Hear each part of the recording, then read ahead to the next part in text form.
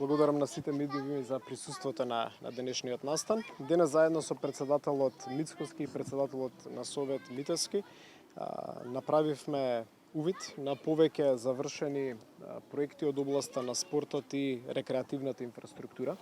Почнавме кај основното училиште Љубен Лапе, каде што целосно се реконструирани две нови спортски игралишта.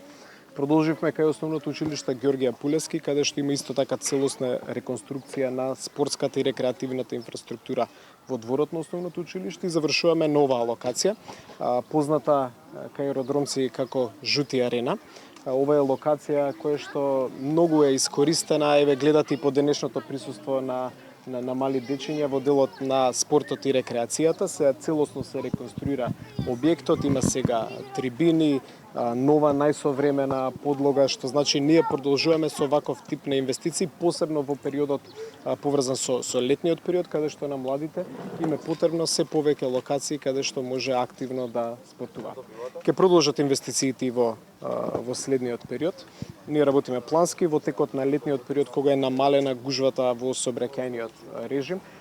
Отпочнавме со инфраструктура во повеќе објекти од уличната инфраструктура. Тие проекти ќе продолжат и во следниот период. Најавуваме низ за други проекти, но со жалење морам да констатирам дека во моментот владата на Република Македонија во општина Аеродром, општина на која што насушно и се потребни нови градинки и проширување на капацитетите на училиштата, ја блокира обврзницата за Аеродром, обврзница која што не беше намената за непродуктивни расходи, туку обврзница која што беше строго наменета за капитални проекти.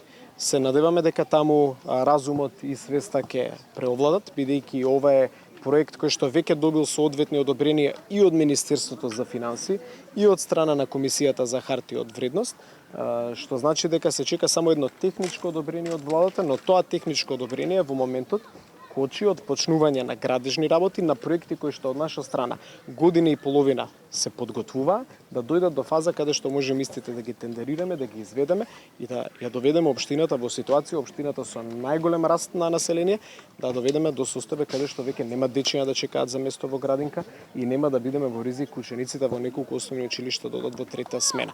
Доколку оваа техничка одлука се блокира од страна на владата, во тој момент веќе целосната одговорност за сите овие недостатоци, кога од наша страна се обезбедени проектите, кога од наша страна е обезбеден начинот на кој што може да се финансираат овие проекти, веќе товарот на одговорност се префрлува кај централната власт, која што за жал таа практикува и да издава обврзници, но тие обврзници кои што таа ги издава се за непродуктивни трошоци. Ние велиме, сакаме да спроведуваме капитални инвестиции.